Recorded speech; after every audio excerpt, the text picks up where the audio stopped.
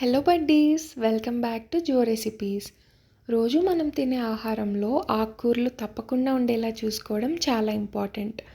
వీలైనంత వరకు కూరగాయలు, ఆకుకూరలు రోజు మనం తీసుకోగలిగితే చాలా వరకు హెల్త్ ఇష్యూస్ని దూరం పెట్టొచ్చు. సో ఈరోజు మనం పాలకూరతో ఈజీగా ఫాస్ట్గా అయిపోయే పాలకూర పెసరపప్పు ఫ్రై చూసేద్దామా? పెసరపప్పు చాలా లైట్గా ఉంటుందండి. కందిపప్పులా కాకుండా చాలా తేలిగ్గా అరిగిపోతుంది అండ్ బాడీకి చలవ చేస్తుంది. సో ముందుగా మనం హాఫ్ కప్ పెసరపప్పుని నీట్గా వాష్ చేసి తగినన్ని నీళ్లు పోసి నానబెట్టుకోవాలి.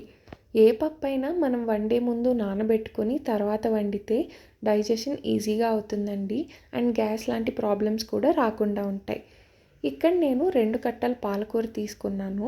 దీన్ని చక్కగా వాష్ చేసి సన్నగా కట్ చేసి పక్కన పెట్టుకోవాలి. ఇప్పుడు ఒక ఉల్లిపాయని పొడుగ్గా కట్ చేసి పెట్టుకోండి. తర్వాత స్టవ్ మీద ప్యాన్ పెట్టి తగినంత ఆయిల్ వేసి హీట్ అయ్యాక ఆవాలు, జీలకర్ర, శనగపప్పు, మినప్పప్పు, ఎండుమిర్చి, కరివేపాకు వేసి ఫ్రై చేసుకోవాలి.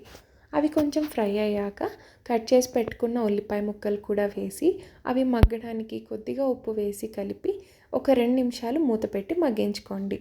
ఉల్లిపాయ ముక్కలు మగ్గిన తర్వాత కట్ చేసి పెట్టుకున్న పాలకూర కూడా వేసి బాగా కలిపి మూత పెట్టి 5 నిమిషాలు మగ్గించుకోండి. ఇప్పుడు నానబెట్టుకున్న పెసరపప్పు కూడా వేసి కలిపిన తర్వాత ఉప్పు, కారం వేసి బాగా కలిపి మూత పెట్టి మగ్గనివ్వండి. చివర్లో నేను ఇక్కడ పల్లీల పొడి వేసానండి. దీనివల్ల టేస్ట్ ఇంకా పెరుగుతుంది. ఈ పొడి రెసిపీ డిస్క్రిప్షన్లో ఇచ్చాను, చెక్ చేయండి. ఇష్టం లేని వాళ్ళు దీన్ని స్కిప్ కూడా చేయొచ్చు. అంతేనండి, వేడి వేడి పాలకూర పెసరపప్పు వేపుడు రెడీ.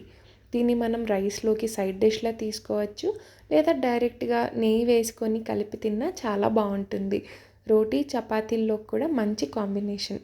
ట్రై చేసి ఎలా ఉందో కామెంట్ చేయండి. Thanks for watching.